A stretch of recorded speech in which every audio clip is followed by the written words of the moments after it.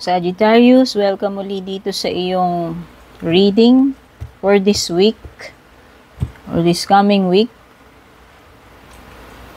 Alamin natin yung mga messages, mga ganap, mga energies. Pero lahat naman ng reading ko dito, Sagittarius, is timeless. Kaya kahit lumagpas sa mga petsang mga nakasulat dyan.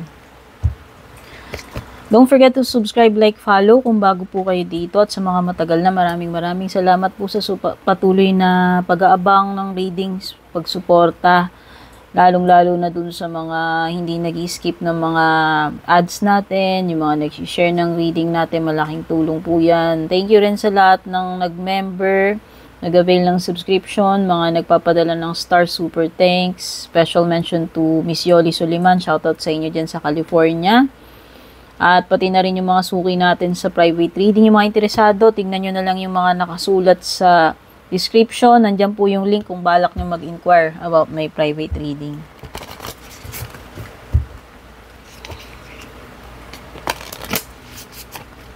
Hindi ko po kontrolado yung mga lalabas na energy sa reading na ito, ha?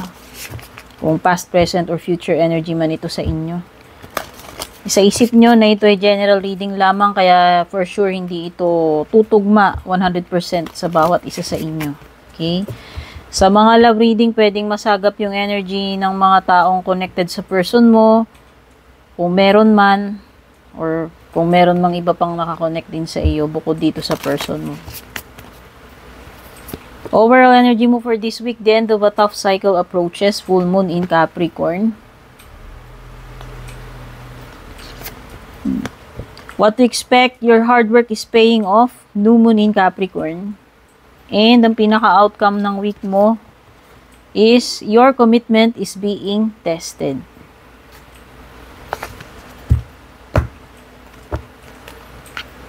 Ay, sorry, tagilid pala.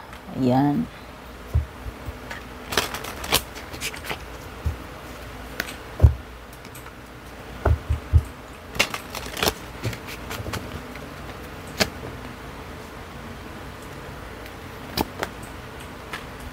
Pagdating sa mga signs na napipick up ng cards, pwedeng may kaugnayan to sa sitwasyon mo or sa mga paparating sa iyo, or pwede rin namang wala. Pwedeng may Capricorn. Yes, malakas yung energy ni Capricorn. Pwedeng may air signs, Gemini, Libra, or Aquarius. Pwede rin may Aries with the Emperor card. Sa bottom ng deck mo, you have Judgment.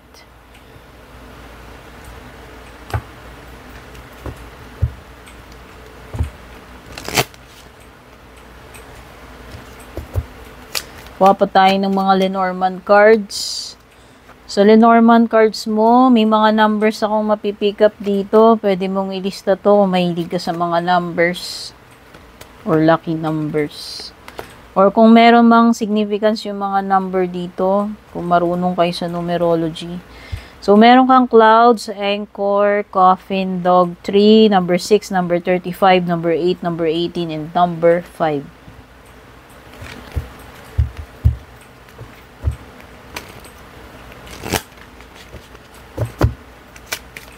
Kuha rin tayo ng cards para sa love life mo. Meron kang separation card, clock, passion, stabbed in the back. Ouch.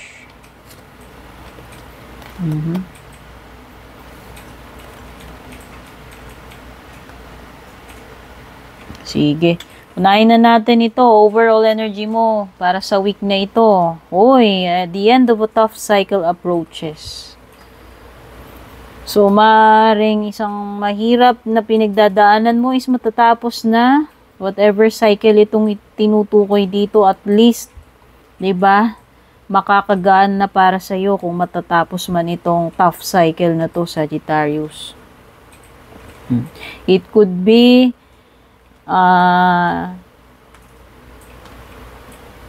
tambak na trabaho, mga backlog, or mga deadline na makakaabot ka dun sa deadline, yung mga ganon, or kung meron ka mang mga pinagdadaanan lately, this is a cycle na magtatapos na eh. So, pwedeng iba sa inyo, o halimbawa, meron kang hinuhulugan at dahil dyan sa hinuhulugan mo yan, nahihirapan ka sa pagbabudget, no? So, yan, pwedeng may something ka na matatapos na tong hinuhulugan mo, binabayaran mo. O ano man tong sino-shoulder mo na to or mahirap na sitwasyon. Kung ano man cycle tong tinutukoy na to is matatapos na. O halimbawa, may project ka, o trabaho. Halimbawa, sa store ka nagtatrabaho tapos may sale. Siyempre, pagka may sale, sobrang hectic nun. Nakatuto kayo dun sa sale, sa pagpaprocess ng mga sale. So, pwedeng ganun. Siguro, meron lang specific na event or specific na project na napaka-stressful para sa'yo. Siguro, isa yun sa mag-i-end na this week or anything na mag-i-end para sa'yo na magdudulot ng relief. Pagdating naman sa area ng dapat mong asahan, your hard work is paying off. O, ayun na nga kasabay ng pagtatapos ng difficult cycle na yan is ang magagandang resulta ng hard work mo. So, ayan. Expected mo na yan na kung ano man itong mga pinagpaguran mo ay magkakaroon ng magandang result. So at least, 'di ba? Nakikita mo na yung mga ebidensya ng yung mga pruweba ng mga pinagsipagan mo. At least, 'di ba? Andun na yung progress, nakikita mo na. Kaya lang pagdating naman sa pinaka-outcome mo, your commitment is being tested. Alam mo na, pagsubok, 'di ba? Halimbawa, yung dedikasyon mo dyan sa trabaho mo, kahit na sobrang nakaka-stress na, sobrang hirap na, hanggang saan ba yung kaya mo? Sinusubok ka talaga, sinusubok yung determinasyon mo, yung will mo na ipagpatuloy, or yung patience mo. Whether sa workplace man yan, or sa ibang bagay, isusubukin yung iyong kung gaano ka committed dito sa bagay na to, sa sitwasyon na to, connection, or kung sa tao man yan. Hanggang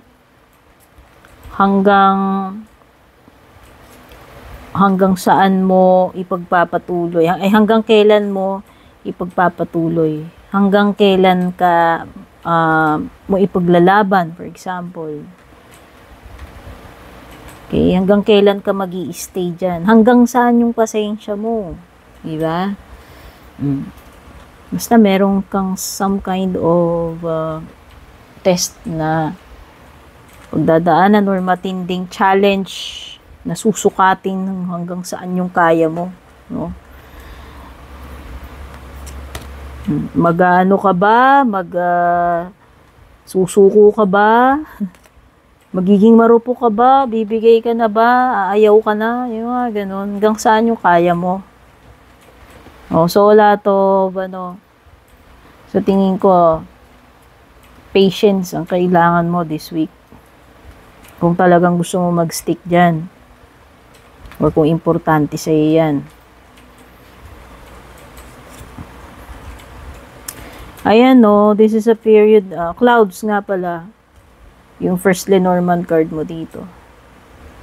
Lilipas to huwag kang mag-alala Kaya kung sinusubok ka man dyan, pinahihirapan ka ng tadhana o nung kung sino man, whatever, huwag kang mag-alala kasi pag nakita natin tong clouds na to, this is a temporary situation. Okay? Hindi hindi ka forever na magdudusa, mahihirapan. So, huwag kang mag-alala. Lilipas din naman ang period ng confusion kung yung confusion yung tinutukoy dyan na maaaring makapagpahina sa'yo at bumigay ka.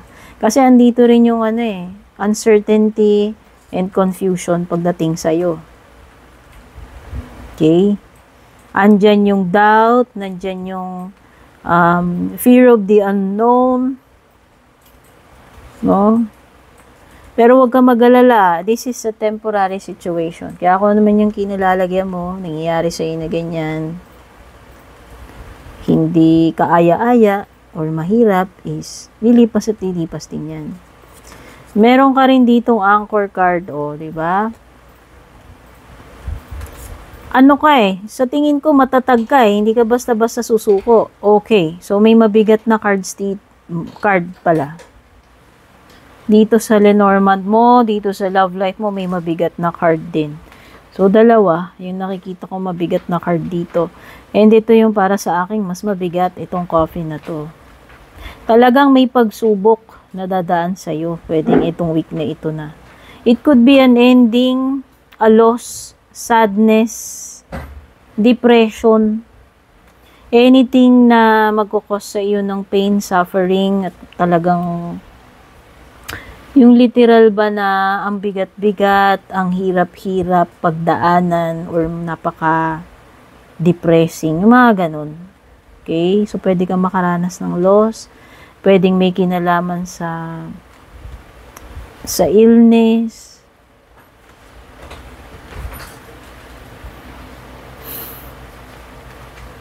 may transformation siyang kaakibat. So, para siyang death card actually. Kasi si death card is an ending. And dumadaan ka sa transformation at the same time. So, mahirap iproseso. Kasi nagdi-deal ka pa doon sa sadness, nung ending na yon, sa loss, dahil may something na nawala sa'yo, may something na nagtapos. And at the same time, binabalikat mo, hinaharap mo yung transformation doon sa difficult timing na yun. Yun, indication netong coffin. Then this is something na mabigat kung ako tatanungin. Mahirap siya. Mahirap na pagsubok or mahirap na pagdadaanan.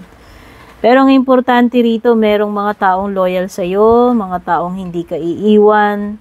Nandyan yung mga taong mag-i-express ng support sa'yo or pakikiramay dito sa difficult period na pagdadaanan mo, no? Ayan, no? Nandyan ng loyalty, nandyan ang mga taong nagmamahal sa'yo. So, pwedeng subukin din ng loyalty mo since pinag-uusapan dito, your commitment is being tested. Loyalty mo man yan sa trabaho, loyalty mo sa relationship, no? Pero nakikita ko na magpapakatatag ka with the anchor. This is something na mahirap basta buwagin, tibagin. Kaya kung yung dedikasyon mo yan sa ginagawa mo, bokasyon mo, trabaho mo, or dedikasyon mo dito sa relationship, yung loyalty mo, is mahirap tibagin yan. Hindi siya basta-basta. Ang ibig lang sabihin, ikaw yan, buo yung loob mo, or matatag ka pagdating sa mga ganyang bagay. Hindi ka basta-basta, dyan. Alam mo yon, hindi ka basta-basta papakabog, diba? Or susurrender, okay? And kung magkakaroon man dito ng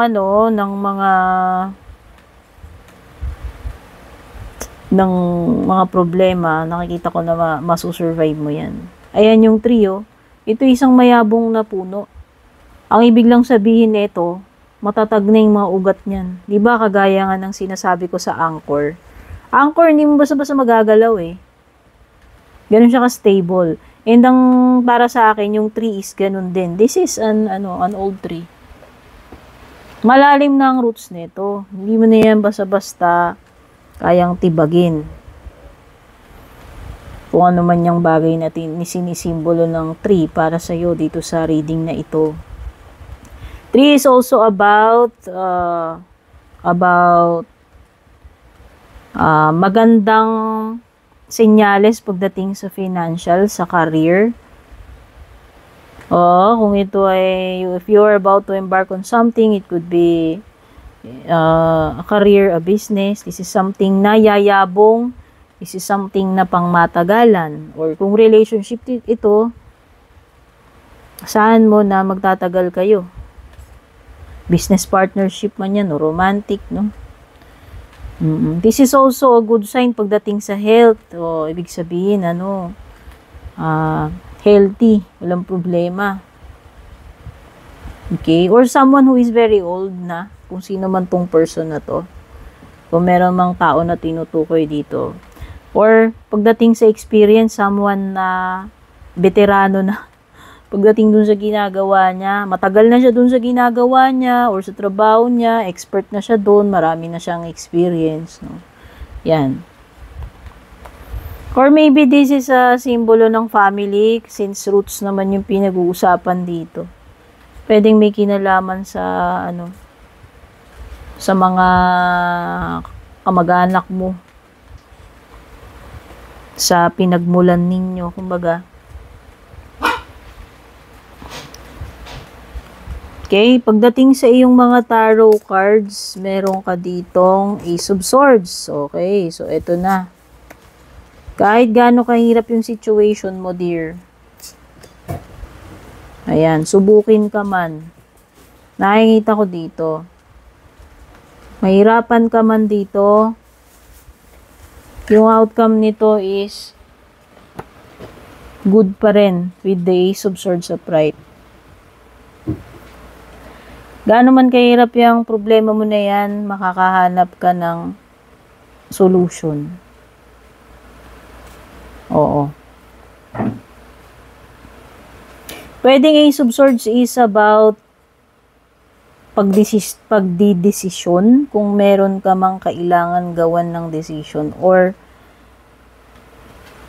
Ace of Swords will reveal kung ano talaga yung totoong nangyayari. This is a card of truth or revelation. Okay? So, isa yan. Pwedeng may revelation, may importanteng decision to make. Ano pa? Six of Pentacles. Oh. Six of Pentacles is something na one-sided. Kaya kung ano man yung ipahiram mo, ibigay mo this week, baka hindi na bumalik yun. Iba? Yan. Oh, don't expect na, halimbawa, tumulong ka. Nasusuklian lagi yung binibigay mo or tinutulong mo. Hindi laging ganun. So, this time, kung ano man tong bagay na to, it could be one-sided. Pwedeng ikaw lang yung magbibigay and wala kang ma-expect in return. Okay. Ano man yung pinag-uusapan dito, pera man yan or ibang bagay. Oo. Ito pa.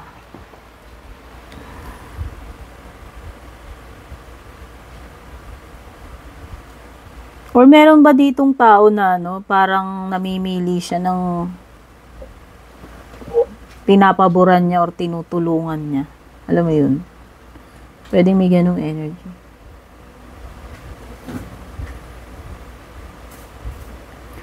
Six of Swords mo is baliktad.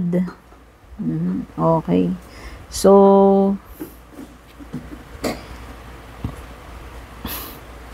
kung ako tatanungin, hindi ka pa makakaalis or makakalipat kung nag-aantay ka ng ganyang opportunity na makaalis ka na, makalipat ka na, hindi pa agad-agad. Hindi ka pa rin makakapag-move on. Okay, hindi ganun kabilis. Para dun sa mga gusto na maka-move on agad o makahanap na ng better na lilipatan or better na kapalit sa kung ano man yung papalitan dyan. Hindi agad-agad. Hindi ganun kadali. Okay?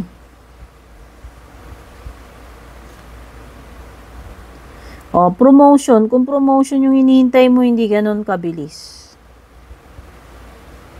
Kung pagta-travel yan, hindi ka pa makaka-travel sa ngayon. O kung gusto mong magpalipat ng ibang, ibang branch. O halimbawa, manager ka, gusto mo nang palipat sa ganito, hindi pa mangyayari yun sa ngayon. Nakikita ko dito, meron ding mga responsibilidad na dapat kaharapin mo muna. Tatapusin mo muna yung mga yan, hindi mo sila pwedeng, Hindi mo pwedeng madaliin eh. Ikaw ang in charge dito eh. Oo, kailangan tapusin mo muna yan. May mga details na kailangan mo muna asikasuhin bago matuloy itong mga paglilipat na ito. Meron ding energy dito nang hindi mo basta-basta pwedeng i-bypass. Kasi may, alam mo yun, parang may superior ka na alam mo yun, hindi mo basta-basta pwedeng i-bypass to. Nasa hierarchy yan, hindi pwedeng lalaktawan mo siya. Dadaan at dadaan ka rito eh. Kung sino man to. Okay, kung sino man tong in charge na to, kung hindi man ikaw yung in charge dyan. Okay, may mga matters tungkol sa kung paano mo harapin yung mga obligasyon mo. Importante kung paano mo gampanan itong role mo since ikaw yung responsable rito. Sa'yo naka-assign yan. So, may mga strings attached sa'yo, hindi ka basta-basta pwedeng ganito, ganyan, kasi ang dami mong obligasyon, no? Hindi mo basta-basta pwedeng iwanan. Okay? So, yun yung mga complications. Kaya siguro, hindi mo pa magawa sa ngayon tong gusto mong paglilipat, pag-alis. Dahil dito sa mga responsibilities na to. No? O, example, gusto mo na mag-asawa, bumukod. Kaya hindi pa magawa kasi ganito, ganyan. May mga rason. Ngayon, strings attached nga yung sinasabi ko.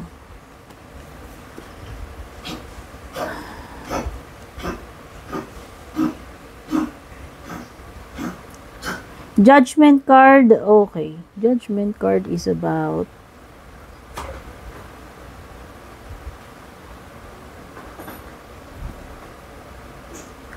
realization ito para sa iyo.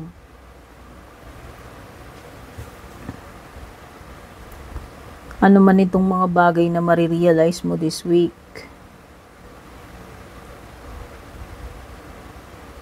Okay, may something dito sa judgment card na huwag mong ignorin yung mga signs. Oo. Merong something dito na dapat bigyan mo ng attention. Merong ding, ewan ko, pwede rin may ma-receive ka na importanteng tawag. Oo. Na parang pinagre-report ka doon or kailangan mong bumalik. Kailangan mong balikan eh. O halimbawa, dati kang nagtrabaho dun sa company na yun, nagulat ka na lang, may na-receive kang email or call na, may offer sila sa'yo. Kaya lang hindi mo pa yon magawa sa ngayon kasi nga meron kang current commitment dito. Di ba binabanggit ako dito kanina na kahit gusto mong lumipat, ma-assign sa ibang lugar o makahanap ng better na kapalit, is hindi mo magagawa kasi may mga kailangan ka pang tapusin, asikasuhin. So yun, parang may something na related sa trabaho or dating company. Pagdating naman sa iyong love life, okay, yung iba dito pwedeng may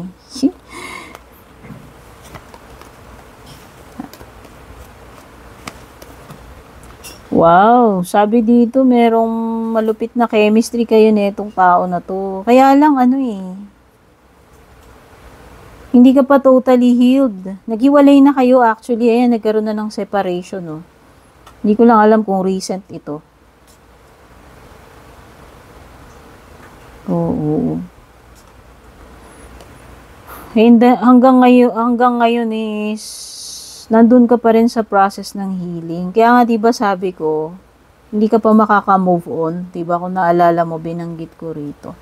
May mga bagay dito na talagang magte-take pa ng time bago ka maging ready uli na pumasok sa commitment, sa relationship. Kasi nasaktan ka talaga ng sobra sa ginawa sa iyo netong person na to. And, wow. So, ngayon after nitong ginawa niya sa'yo, naiisip ka niya, hindi ko ba alam, sabi dito, pwedeng namimiss ka niya, naiisip ka niya.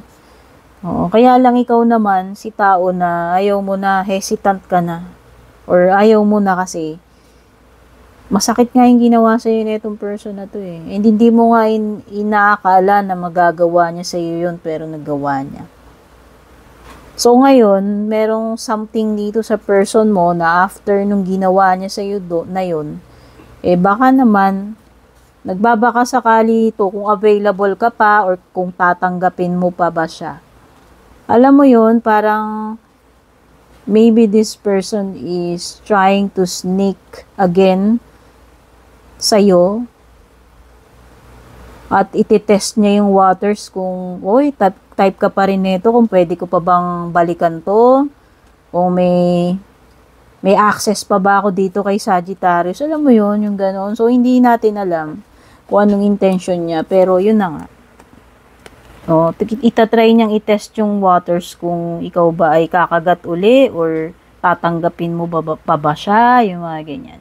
So, yan yung mga energies na na-pick up ko dito sa iyong reading. Don't forget to leave a like dyan sa baba, comment na rin, pa-share, malaking tulong yan. Take care, God bless, babush.